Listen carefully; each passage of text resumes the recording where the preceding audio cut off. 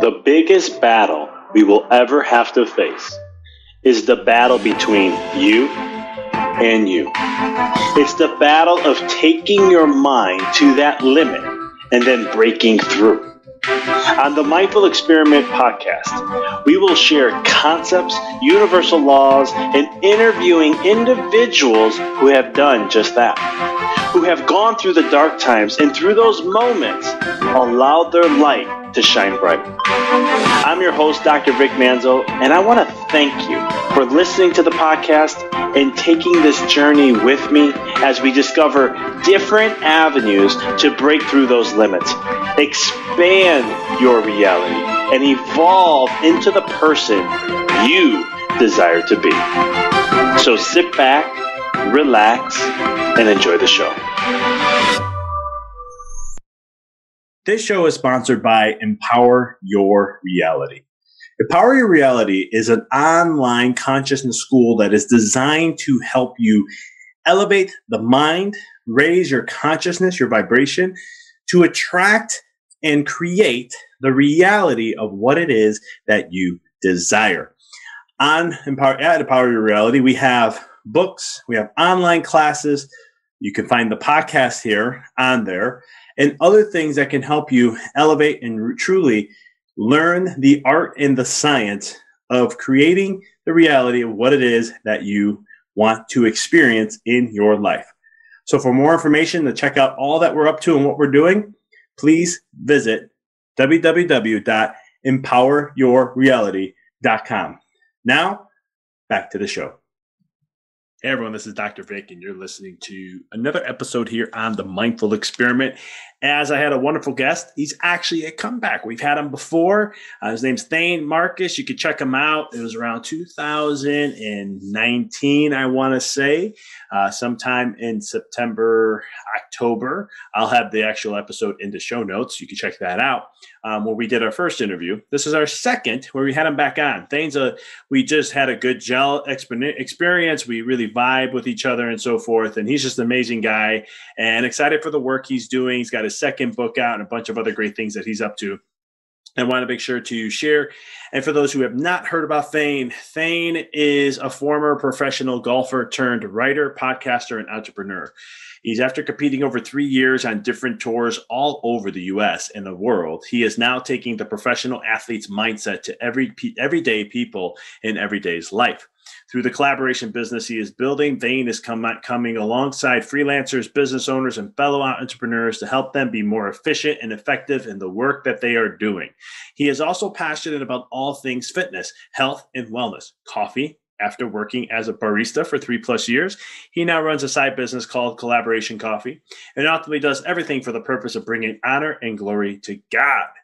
Check this episode out. I'm very excited to have him on. We had some good vibes. He actually he turned the tables there for a quick second, started asking me questions, which was fun. But had a great time with him. It's a very laid back, more of a conversation piece between the both of us, as we've already had him on before. So we don't normally go over the story and normal things that you hear when I do an interview with someone. It's more of just welcome to the show. How's life? When we get into things. So with no further ado, here is Thane Marcus. Thane, welcome back to the show. Thanks for having me on, Vic. It's going to be a lot of fun. It's been a little bit of some time since I've had you back on here. And I will say, as you know, it has been one hectic ride since the last episode. And I know we were just discussing a little bit before jumping on here, but, you know, it's one of the things where I know for myself and others, it's been that roller coaster, right? And how to navigate through the waters of all this. How has that journey, how's it been for you? Well, I think adventure is the best word to describe it. I kind of heaped on a little bit more adventure than maybe I bargained for, in that I ended up moving and getting married in March, right at the beginning of the kind of outbreak here in America. And that was quite an adventure. And really my word of the year coming into the year was already adventure, because with getting married and moving, I knew that it was going to be a fun, wild ride. But little did I know how much of an adventure it would be. But, it really is an interesting human experiment I think we've all been in the sense of how do we collectively as a human population handle adversity? how do we handle challenges and setbacks as a whole? And when everyone's in that, how do we interact with each other in the midst of that change and challenge? And so there's been a lot of interesting things I think I've learned about how we relate to each other and how as humans we can handle adversity. And one of the things I think that really has come to surface is this idea from Nassim Taleb's book, Anti-Fragile, that, as humans, change is more the norm than not. And we've experienced an outsized proportion of it this year. But I think the goal should be, how can we become humans that benefit and grow from change instead of just stay the same or get worse? How do we grow from it? And that's kind of the idea that he presents in Anti-Fragile, that, the timing of it, I couldn't have timed it better. I finished it kind of right before the pandemic. And so that was framing a lot of my mindset as I went through this year. And that was a helpful reframe for me. I love that. And when it comes to things like this, I mean, you got married, you made a move, and all of a sudden, wham, here comes lockdowns, here comes uncertainty, here comes the things that we have all experienced. How does individuals, for yourself, I know for me, when it started to happen, I know my wife looked at me and she's like, okay, what if they shut down the office? What if they start to do this? And I said, hun, we'll meet it when it happens. But I go, technically, I'm a physician in the state of Illinois. I go, we're going to be essential. And then letters came out showing we were. And I said, we're fine. Now we just have to educate and empower our patients and help them understand how to adapt in this situation from a neurological perspective. But what is something that, like, I know what I did, but what is something that, did you hook onto something? Did you see something this year? Did you have, like, I would say the word hope, but faith, a belief? What did you, in that process, how did you transition, or how did you foresee the year, or what were you telling yourself and things like that? Yeah, hope definitely was a big part of it. I think that is just a great word to encapsulate the vision or perspective that I wanted to my wife and I tried to hold on to, even when it's hard and we don't feel like it. Hope is it's a really empowering thing. And a lot of times when we hear this idea of hope, we think it's fantastical, or it's, not realistic, and it's kind of childish. But in reality, it's a really powerful fuel for our lives. And it's just a reframing of our perspective. A lot of times, perspective, there's always two different perspectives, and if not more, of any situation or thing we find ourselves in. And hope is really choosing the one that's more positive, that's more promising, that's more possibility in the future. And then I ended up having my second book come out on this, called Catalyst for Hope, this last year. And it's a shorter book just on 4 different perspectives that we can kind of reframe our vision to create and use the fuel of hope in our lives. Because really, with hope, we are fueled and motivated to move forward, even when we don't know what's ahead, even when we aren't sure of where we're at now. And those leaning into that possibility of what's to come is really an empowering place. And at the end of the day, I think it's a choice. I really do think it's a conscious choice, because we've all experienced the effects of COVID. We've all experienced the effects of the shutdowns and all that's gone on. And then we have to choose what we do with it. And so it really does come down to us on what we choose to do. And sometimes we have to be realistic and say, this is really hard and this sucks. And we just have to be okay with that. Like, we can't change that. We can't wish it away. So we have to accept it, see where we're at. And then the hope piece comes in when we say, okay, I know I'm here now, but there's hope for where I can be tomorrow and the next day and the next week. And I still have control on how I handle the situation. And so I think hope is a great word that has used a lot of, I've used it a lot this year in even framing my day of how I can approach a day, even when I'm feeling the weight of the world, literally, as we've all felt on our shoulders. Yeah, I agree. I like how you use the word choice, because I think that's the big thing. You can choose and say, well, this is what I believe, this is where I'm going, or whatever it may be, and you can say, this is where I'm going to go, or you can let it take you. And let it, I always call it like the hurricane or the chaos of the storm, and you can let the storm just take you, and you just hope and pray that, and here's the word hope, but you pray that you get through it, or Hmm. wish that you get through it, rather than you're like, hey, I'm going to choose this, and this is reality I'm going to focus on, this is where I'm going to put my energy into, and then that is how I'm going to see things. And if it plays out, great. If it doesn't, at least I gave myself a chance to say I wished for that's where I wanted to go. Hmm. Yeah, totally. And I really don't think hope really happens by chance, right? Hope doesn't just show up magically. I think we have to choose it. Again, just to underscore that. And I think it's a practice too. It's not something that just automatically is in every situation. I think it's similar to like meditation. It's a practice. It's something we do throughout our lives, and we can reframe and use throughout our lives by choosing it and by aligning ourselves with it. So I love what you said there, and I think it's really true. I love it. And then when it comes to hope and choosing that, you gotta kind of guide yourself in that way. How do you lead yourself through this? And I know we're going to get into some talking about leadership and stuff. And I think this kind of is a perfect segue into that. How do you lead in that process with self lead, I should say, Yeah. when it comes to that process? Yeah, just the four kind of perspectives or shifts that I shared in the book, I think are helpful for this. And there are four P's, kind of for an alliteration to help us remember it. But the four P's are process, progress, possibility, and purpose. So the first one, process, the fact that we're in process, that the process is the point, not the destination. That gives us a lot of hope that when we feel like we're never going to reach that destination, we know that the destination really isn't the goal anyways. It's just embracing and enjoying the process that we're in. And the fact that we're still in process, meaning there's still growth to come, is such a hope-filled thing. Progress is this idea that progress doesn't happen in leaps and bounds. It happens in baby steps. And so the fact that it happens in baby steps means that today I can take one of those steps. And the fact that I can make progress by simply taking one step is a really hope filling thing. The third one, possibility, by leaning into and living in the possibility versus maybe what's probable. There's a difference between possibility versus probability. A lot of times we think, well, the likelihood of this probably isn't that great, right? And so we kind of fall back into a probability spectrum versus just saying this is possible and I'm going to try to make this happen.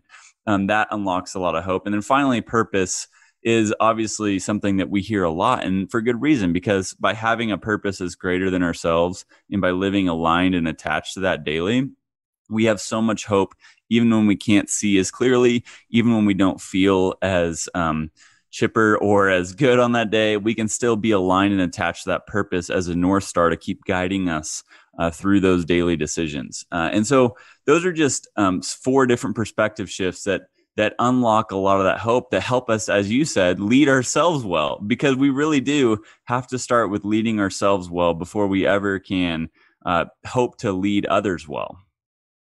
I agree. Why do you think sometimes, because I love that when you use the word progress and things like that, and a lot of times we get so caught up in like we want big things to happen. And Mm-hmm. I've used this before. It's not my terminology, but like breadcrumbs or crumbs. Mm-hmm. And the more you keep getting crumbs, eventually you can make a nice pie. My end is the pie part. Don't ask me why. It could be cake. You can make it whatever you want, but it's just trying to make the puzzle, put it in Mm-hmm. together over time.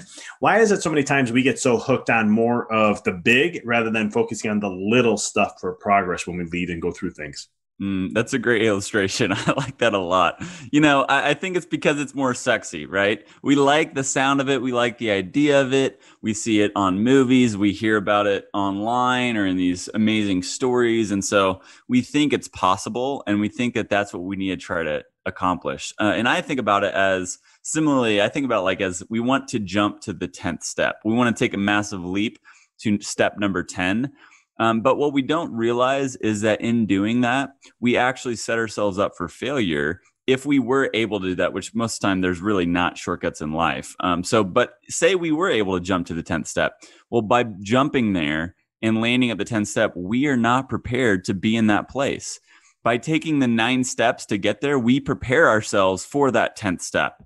But if we take a massive jump and shortcut, then we're actually not prepared for the destination we arrive at. And usually that'll set us up for failure. I think you can see this, unfortunately, in an extreme example of people that get viral fame or win the lottery or become celebrities as a young child, right? All of these people are set up for failure in the sense that they're not prepared for what they've been given in that 10th step. And that ends up often destroying their lives, which is really sad. And so I think just understanding the downside or the downfall of that way of thinking helps us say, okay, that's not really sustainable, and that's not really that attainable either. And so how can I focus on what is sustainable and what is the process for 99.9% of us? It's taking the 9 steps to get to the 10th step. And that helps us kind of be more patient with it and embrace it, because it really will set us up for success better than the other way around. I love it. That sounds amazing. And it's one of the things too, where, you sign up for failure, right? I always say short-term gains. If you go for the short-term gain without doing some of the work, and it's like a shortcut or something like that, you're sacrificing long-term growth. Yeah. In that process. So yeah. What would make someone a good, I know you mentioned the 4 steps. You're probably going to reiterate that just in case. I just wanted to ask this question just to make sure it is that for the listeners. What makes a good self-leader? Well, self-leadership is so important. It's been something I've really thought of more this year. I hadn't really thought of it much before this year, but as I've been thinking through this year and what I'm really passionate about, it's kind of centered in on self-leadership. And I really strongly believe the 2 core competencies of a good self-leader is discipline and self-awareness. And it's really this idea of never settling for less than you're capable of, which is discipline, and then taking ownership for your thoughts, actions, and behaviors. And that's takes self-awareness. And if we can do that individually, that's what sets us up for success to be a good leader of others, right? Because if we set out to be a good leader of other people, which often what leadership is equated to, we start attracting people and trying to influence people. But if we're not leading ourselves in a way that should be followed or should be replicated, then eventually we're going to have a moral failure for us or for those that follow us. And it'll end up in a lot of hurt and pain for a lot of people. And I've experienced this myself in my own life. When we live with a lack of integrity or we live hypocritically as a leader, we cause a lot of pain. And so I've become really passionate about this idea of self-leadership. And really it comes down to discipline and self-awareness first. I like that. Self-awareness, I think, is one of the biggest keys, even as a leader, a business owner, a parent. I think self-awareness is one of those things where just plays a very crucial role in every aspect of life, because you're owning your stuff. You're being aware of what your stuff is and then handling it instead of like, and maybe, and correct me if I'm wrong, but instead of dumping it on others and just saying it's they're the issue, not me. Yeah. Oh, right? Yeah. 100%. And, it's something that we all tend to naturally do, right? If there's a way we can excuse it or pass the blame to where we don't have to take ownership for that, we all will kind of default that way. I think taking ownership is kind of a muscle that you build, and self-awareness isn't a destination. It's a practice. Again, it's something that we don't arrive at this place of being self-aware. I think we have to continue practicing it our whole lives. It's not an end destination to reach. I love that. It's true. And there's always something that's going to show up in life, right? As we evolve and we grow and we expand, there's new set of problems, new set of issues, new set of things that we have to work on our journey and what we're working through. Yeah. Yeah. And, I like to describe the process. It's because, we do hear a lot of people nowadays talking about self-awareness and the importance of it, right? And it's become kind of trendy or more of a buzzword. And a lot of times we hear that, but we don't necessarily know what it means or how to accomplish it or how to grow in it. And the way I like to describe it, that's really simplistic and easy to remember and understand, is this threefold process that goes, it's past, present, and future. And so the way I describe it is discovering, understanding, and then optimizing. So discovering is the past, is looking back. And usually that's best done just sitting down with a pen and paper and saying, okay, what happened here in this situation? Why did I do what I did? And what resulted from that? And just journaling about it and getting your thoughts out about it. That's how we discover who we are and why we did what we did and how we operate. The understanding is much more of that present moment okay, in this moment with Vic, I'm talking and there's a dog outside barking. And so I got a little distracted.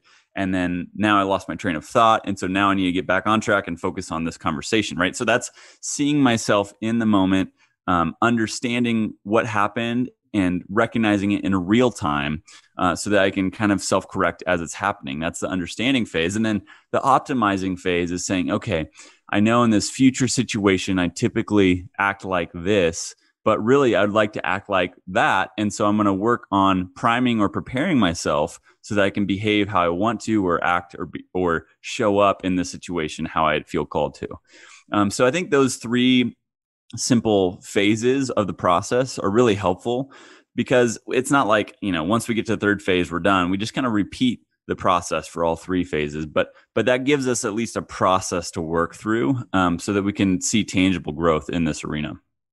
I think that's awesome. I think it's a great way to, sit with something, take it, learn it, grow. And then, as you said, it's a rinse and repeat model, right? It's something that is always going to show up. I was interviewing someone when we talked about one of the inevitables of life is change. And it's something that we're always going to have to face. And it's something that we're going to always have to revisit, because there's always something new. And I don't know if you would say this, but I'm going to say it. You let me know if you vibe with this. But I think it's also like the time we start to de-evolve is the moment we stop doing this. Yeah, no, you're 100% right. Because nothing in life is stagnant, right? I mean, there's either growth or decay. And if that's what I say, that's what I love about the never settling side of it, is if we don't make a choice, we're choosing to go down the path of least resistance, which means we are decaying in some manner, right? And so when we don't choose to never settle, which is kind of that discipline piece, we're going to choose to settle, right? So the non-choice is the choice of the path of least resistance, and we all default to that as humans. There's no shame or guilt in that. That's part of being human.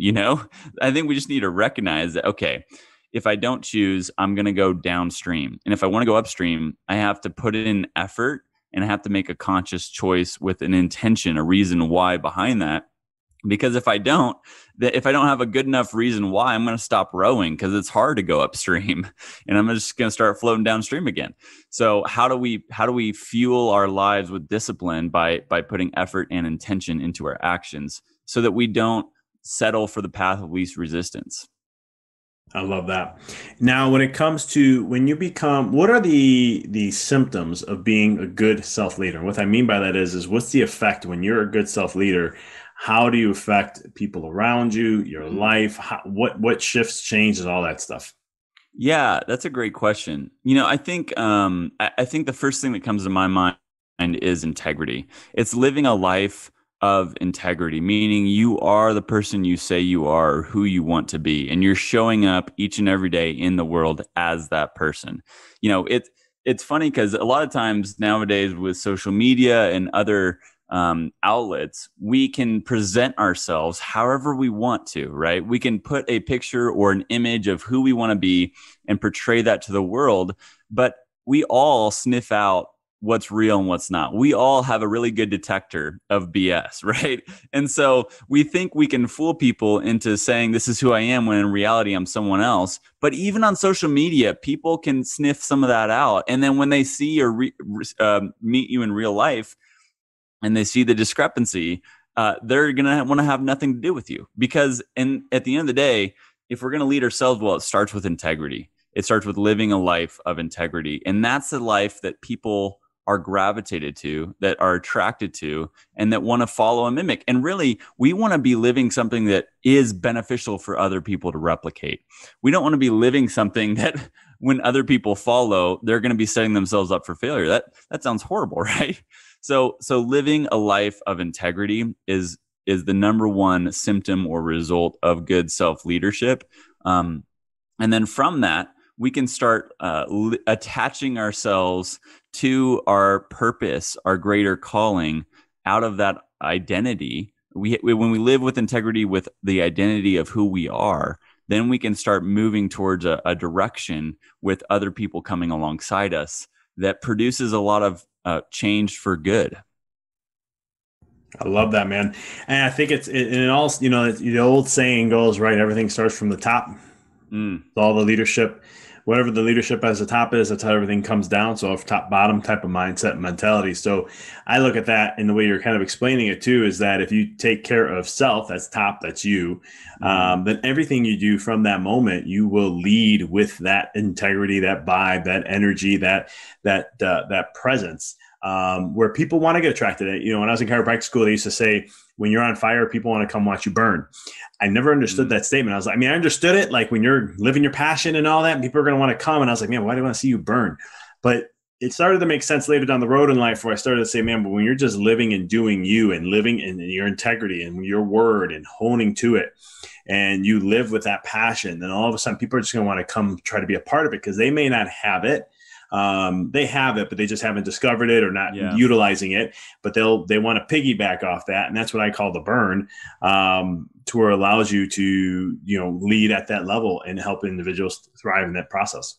Yeah, 100%. The other question, because that was a great question you asked there, and the other question that I've been thinking about is what are the elements or factors that corrupt leadership the most, and how do we counteract them as leaders, right? Because I think the starting out point for a lot of us is always going to be self-leadership, and what are the symptoms how do we produce that? But as you go through this journey throughout life and you get more responsibility or opportunities to lead, then how do you counteract the inevitable corrupting factors that go with leadership? And I'm curious if you have any thoughts on that. So the corrupting factors of leadership, was that the Yeah. question? Hmm. And how it interferes with all that type of stuff? You know, yeah, that's a good question. I have to think about that one for a second. Let me come back to Yeah, well, it. some of the things I've been thinking about is like with size, right? With the amount of people you're leading or the amount of influence you have, I feel like that has a natural corrupting factor to it because then we inevitably start thinking of ourselves as greater than we should, right? We start putting ourselves up on a pedestal because all these other people have. And then when we start believing that about ourselves, like we actually are better than X, Y, or Z or other human beings, then we start setting ourselves up for failure in a lot of ways, in my opinion, at least.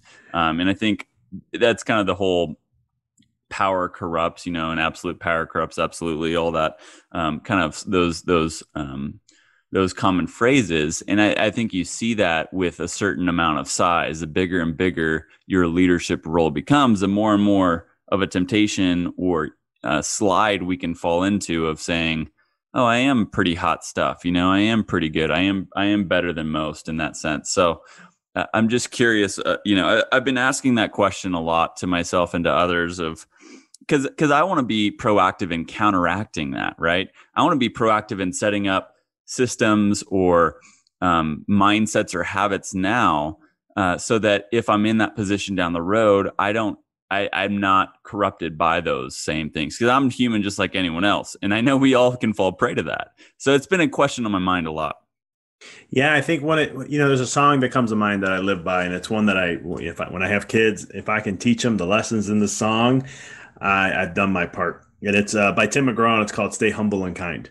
Mm. And the song and the verbiage, I think what happens is when people get up to that certain level, I think when you get that corruption, you may have not have done it for all the right reasons. And I don't know for sure. 'Cause, I mean, I've gone to certain levels with this, or it's one of the things where you've built up so much confidence that you've had a weakness in you. There's got to be some sort of a void or some sort of survival mechanism or something along that line that you were trying to prove others or do something along that aspect, to where all of a sudden when it gets to that level, then it's like you can see the stuff that you haven't worked on that get really clear, Mm. starts to come out. And that's when you allow ego to kick in. That's when you start to get like, oh, I can do this, or I'm this person now. So all of a sudden, and it's a persona outside of you, forgetting who you really are and your humble beginnings, where you came from. What was your why again? Why were you doing this in the first place? What was the mission behind what you want to do? And I think when we lose that, in just my opinion, I think that's when all of a sudden those things will show up. Yeah. Yeah, that's really good. Because that's the Yeah. only thing. Oh, well, go ahead. I was just going to say, I love that stay humble and kind. I mean, talk about a simple focus. If you can just do those two things, it really does eliminate a lot of that ego, like you said. Yeah, I mean, you got to listen to the song. I highly recommend listeners go listen to it. Just read the lyrics. I mean, it's a phenomenal song, and it's it's like when you get to a certain level, don't always stay humble and kind. Don't forget where you come from, and always and when you do get to the level you want to get to, pay it forward by helping someone who's starting that journey like you did. And Mm, it's just a wonderful song, and it really keeps you in that moment of, hey, I'm doing this for these reasons, not because financially or because of an image or because of whatever. Like I always tell people straightforward, I'm very transparent. Like I do these things like my podcast and stuff like that because really, how can else I find people to have great conversations and learn from them, and then and have people get the benefit from that. mm. That is the pure reason why I have a podcast. There was nothing else behind it. And it's one of those things where no matter how big it may get or whatever may happen, that doesn't matter because it's, again, coming back to the main reason why I started in the first place. Yeah, yeah. This is so good, Vic. I love all that, and it's made me think too that part of I think maybe the mindset shift we need is to not think of those positions as a destination again, right? Like I think when we start saying my goal is to become CEO of this company, because a lot of times when we get there, then we just start to coast because we wanted that place. We didn't want that. What was after that place? What the requirements of that place were. And so if we just say I want to earn X amount of money, and once I do, then like my life is set. Then once we get to that place, we don't do anything with it. We just coast. We just start existing. And I think that's one of the corrupting factors, as you just mentioned, that we need to pay it forward. We need to use that position for good, which takes even more work than it did to get there. And so if we just understand that going to those positions or places of leadership and achieving or reaching that place just means that the work has just begun. It's not over. And that helps us use it for good versus just protect our own interests at that point or our own position, which then starts decaying into corruption ultimately. No, totally. And that's why I don't like, I mean, I used to be a big goal guy. I'm not saying goals aren't important. They are. Never digress that, tell people not to do that. But it was one of the things where, to me, goals ended up becoming destinations because once I finished the goal, then what? Yeah. Right. And if I didn't have something else in my mind or a mindset or something I wanted to create, then all of a sudden it was like, okay. And you're just sharing it. For me as a chiropractor, I wanted to get to a certain level in my business financially and all that. I thought that was what success was from all that I learned from chiropractors that were successful and what I saw. And then I got there and I'm like, is this it? Mm-hmm. Like, this is everything that they're talking about. This is not what I want. And then there comes that time where you got to reconfigure. Now, I could have continued to live that life, but I had a process in myself where it was like, no, here's what I really want to do. Here's my truth and here's my why. And you know what? It hasn't been going as well as I wanted, but I never really took the reins and said, I'm going to do that because I let other things get in the way, fear and other things like that. And then you make the change. And all of a sudden now, 2, 3, 4, 5 years later, I sit back and I'm happier, less stress. I might not be making as much as I used to, but at the same token, I'm happier. And to me, that's what matters most. Yeah, that's really beautifully said. In your process there, I'm really curious. When you were in that moment, what helped you take the time to really dive deeper into that layer? Because I feel like so many people may reach that moment and then find other things to numb or fill up their happiness quotient that aren't sustainable or helpful for them versus diving into another layer deeper of themselves to really figure out what drives them or fulfills them. What was helpful for you in that time? Because that's a hard thing to do, I feel. It is for most people. For me, it wasn't as hard as it seems because, and I'm not trying to say anything. It's my upbringing. As a kid, I had a lot of my power taken away. I just had to deal with things. I had to figure things out on my own. And so I had to go through the hard stuff, emotional hard stuff, and maybe not getting what I want or whatever it was. But I had a lot of delayed gratification growing up. And in that, those moments taught me then when it came to a certain point, like I just didn't like the feeling I had. And that feeling for me was just not, I wasn't happy. And so I looked at it at a perspective and just said, you know what, I can continue. Yeah, financially things are great. I can, pretty much have anything I want, but at the same token, but I'm not happy. And for me, it was more about that. And I just said, I can't sit here with this. I have to do something different. And that feeling of uncomfortableness is what created the motivation and inspiration for me to make the drive to change. Because I'm like, you know what, I'm not going back there. Mm-hmm. Right. I'm not Yeah. going to go back to those feelings. I don't want to go back to that place anymore. Mm-hmm. I don't want to ever have to experience that. So then I had to ask myself really hard questions of what I needed to do, the step process of how I had to do things. And you just, you get to a point where you're just like, this is what I want to create. And that's the end of it. Mm-hmm. And this is what I'm going to go do. And it was amazing how things within 3-4 months had to go through some grind work it was some difficult times. I always tell the story, like we making that choice, my practice financially went down by like 40%, but within 6 months we rebounded back and we had more of a practice of what we wanted. And then since then it's just been awesome. But it's that feeling of getting into that. A lot of times, I wrote a book on this, but it's all about the darkness. And a lot of times we run away from the darkness. We don't want those. We don't want to go into it. And it could be that uncomfortable feeling like I had. It could be your fears, your worries. Darkness can be a total plethora of names. But the key is sitting in it. And that's where I've learned over time I had to learn how to sit with it anyhow. I was forced to, as much as I hated it as a kid. But as I've grown up, I've learned you got to sit in that. And when you sit there, things are going to come and you're going to get inspiration. You're going to get wisdom in there. You're going to see, you're going to look at what we went through in the last year almost here in the United States and in the world, right? We've all been forced into a state of darkness. If you chose to or not, you had to choose to sit in there, or you tried to avoid it at all costs.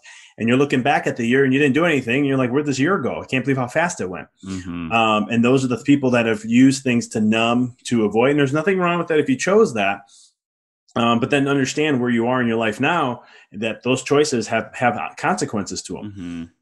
Yeah. That answers the question. Yeah, that's really good. It's like you said, darkness is inevitable. There will be darkness, just as much as our days are filled with half light, half dark, theoretically, right?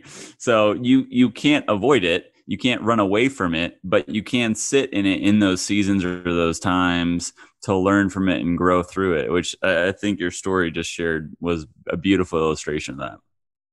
Yeah, and then I think from there, tying into what we've been talking about, I mean, that's where, doing that allows you to lead then better, I think, right? Because, and I'll pick your brain on this a little bit too, because when you're coming from a place, we talked about integrity and things like that, and you're living your truth, right? Now, this is my truth of what I want to create. I had to go through a lot of pinballs to get there. So it's not like I chose this way. I mean, I hit a roadblock. Okay, readjust, roadblock, course correct here. But there comes a point where then all of a sudden I'm like, here's what I wanted to do. Here's what I really wanted to get to. And then you just start doing it and living by that integrity. When you start doing that, how do you become then, when we talked a little bit about this before as a topic of servant leadership, right? Mm-hmm. How does that come and play out then when you are in that state? Yeah. I've been reading a lot about this in Robert Greenleaf's book, Servant Leadership, as it's titled.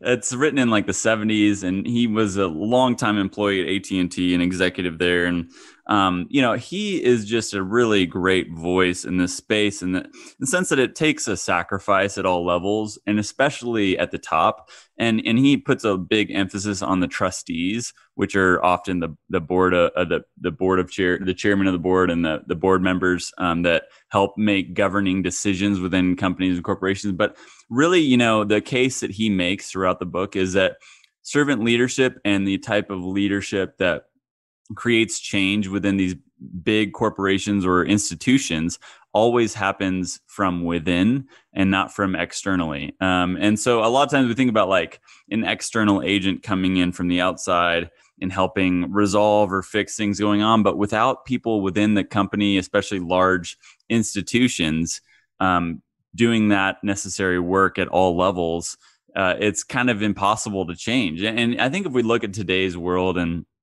all of the large institutions, whether it be education systems, governments, companies, et cetera, even churches, religion, right? All of them at a certain size are so hard to change and reform. And a lot of times they aren't necessarily accomplishing the original vision or purpose or intention that they had set out to, and have kind of turned into a divested interest through meeting the bottom line and making investors happy and all of these other aspects of it, or protecting our own interests.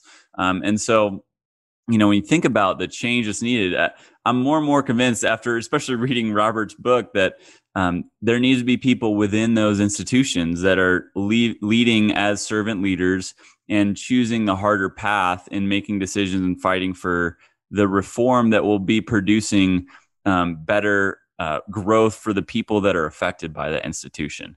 And so I think that's a big, complex thing. But like you're talking about, this idea of servant leadership never stops, right? It doesn't end once we reach a place of living into our true identity or living with integrity. It's not like our role as a servant leader stops. We still have to keep serving and leading by serving others through our work. And I think a big part of that's paying it forward. As you mentioned before, I think we've been given a deposit of giftings and talents and abilities, and we need to pass that on to the next generation, to those underneath us, to those around us. And when we hang on to it, when we try to protect it, or we try to preserve what we have and not lose it, that's when we get in trouble. And that happens at all levels for sure. Yeah, I couldn't agree with you more on that all, man. It's one of the things where if you just look at, success always leaves clues. And if you look at people who are massive billionaires, right? Like the Bezos and the Elon Musk and the Warren Buffett and those guys, as the older that they get and the more success they have, they say it's only in the relation to how much they keep giving back. Now, you can look, some people get in arguments like Bezos has been under a lot of heat lately and some other people. And I'm like, well, let's just stick to the main topic for those listeners who want to get on that bandwagon. It's like, hold on, let's just think of the purpose, though. They will tell you we can't give away all our money because the more we keep giving is the more we keep getting. And it's the weirdest thing because as they get older, they want to give back in some way, shape, or form. And I think it's coming back to what we're talking about, that servant leadership, serving and just, helping others and serving and leading, just serving others in general. Even from, one of my mentors in chiropractic neurology, he'll always say that whenever you are in a state of depression or a rut, just get out and do something for someone. As simple as that. And he's like, because when you do that, he talks about all the neurology, what it does to the brain and what it activates and all this. But long story short, it's going to get you into that frontal lobe, specifically the prefrontal cortex, which is going to bring some uplifting emotions and mood, and it'll make you just feel that much little bit better.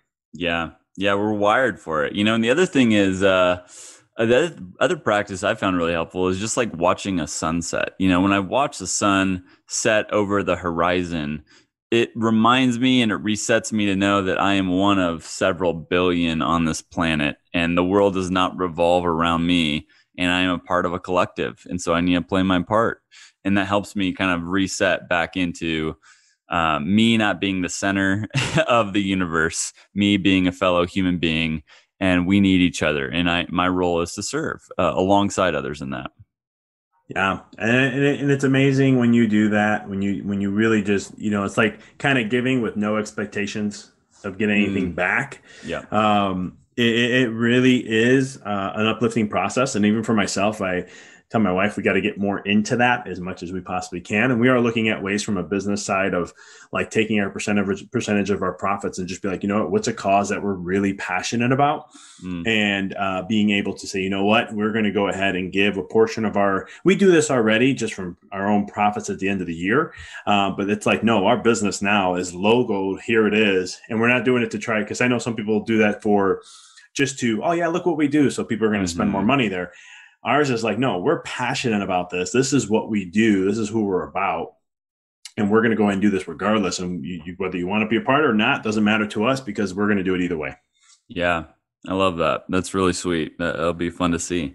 Yeah, in the process. But before we kind of wrap up, what is something that has been, what has been the biggest aha for you in this last year? What's one of the biggest things that you gained? What did you learn most about yourself or in the whole process with the whole shutdown and everything that has happened?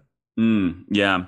Last year has been a huge year of self-learning. And I would say largely just from being married now. Now that I have a partner I live with, my wife, Evan, she's a great mirror to help me see even more clearly who I am, and help me grow in that, which has been a huge catalyst for growth. And I think some of the biggest things I've learned is, I'm familiar. I don't know if you're familiar with the Enneagram, but I'm a 3 on the Enneagram, which is very the achiever, achievement oriented. And a lot of times, I get so much fulfillment from that, but I don't recognize my emotions or feelings along the way, or I don't understand them as well. So just becoming more aware that I need to be a little bit more in tune with how I'm feeling, and taking time to acknowledge or become aware of my feelings and try to work on communicating those has been a huge growth process for me. And then the other is, I think, just realizing how often I can beat myself up or hold myself to unrealistic expectations. That inner critic is so loud within all of us, I think, as humans. And so this idea that while I am very much an optimist, I err on belief. I give kind of people the benefit of the doubt and ideas the benefit of the doubt, and tend to have a more optimistic worldview. When it comes to myself, I am often much more the opposite, more the self-deprecator side of things. And so just understanding that, oh, wow, this has persisted for a long time, and I've just never really worked on changing or reconciling, or even being more aware of it in the moment. It started, back in the day when I was golfing, and it's kind of natural in sports and competition. And so I just kind of used it and lived with it. But now realizing it's still present in life, and it still shows up, and it's unhelpful. And so how can I work on shifting the way I talk to myself or think about myself is a big part of the recent ahas that I'm currently working on. It's like one of the questions that I've been asked before, and you probably heard as many. It's been talked about a lot, and it's one of those things where the way you talk to yourself, would you date yourself? Yeah. And and that's a big challenge. I mean, we're always going to treat others way better than we're going to treat ourselves. And I think I think it's a work in progress. That's something I always have to work on too, because I'm very hard on myself, and especially my wife will say it. I'll say something. She's like, oh no. And I'm like, no, it's going to happen. I'm saying it, and that's it. And she's like, I get it. I love that drive of yours. You do it. Somehow it works out. But she's like, at the same token, she's just like, but I hear your self-talk in the journey. That's what I don't like, because if things don't go well, or if you hit a course block, sometimes you're just like, man, how did I mess up? Why didn't I do this? I could have did this better. It's like, hold on, let's slow down, let's regroup. And then I get back into my groove. But it's one of those things where it's a tough lesson, I think, for anyone. And even just not only with yourself, but even your close people that are closest to you, and how you treat others versus them is always, and it's always gonna be the closest person in a row here. But yeah, it's a powerful lesson, man. It's going to serve you very well. And that's the thing I look for. And in a lot of the conversations I've been having in the podcast on and off has been too, like, what we have gone through in the last year, man, the next 3 to 5 years of our life, no matter what shows up this year, you prepped, you're ready for it. But at the same token, it will be something that you are going to thrive so much more in life now because of that. Cause I know you did the work, and it's going to be absolutely amazing to see all that. Yeah, I couldn't agree more. Yeah, it's going to be fun to think about how we've been prepared for what's next. And I love that you bring that out, because it really is true. And you hear this. I think you don't see this online, right? Like if we just look online for this type of thought, it's not there. Online is still doom and gloom and the worst news you can imagine, mixed with a lot of hatred and fuel for anger.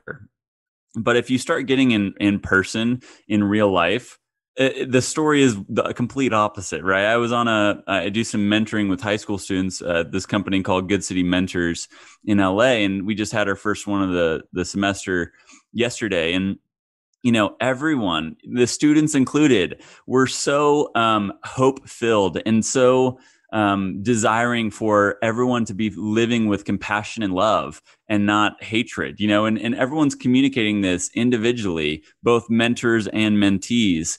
And really, the narratives that you see online versus what is true in daily life with human interaction there's a big gap between those two. And so I think we just need to remember that as humans, this is making us stronger, and that we all want to grow together through this. And that's a generality. Like, there's still bad actors, like there always will be. But as a whole, people generally are wanting the same thing.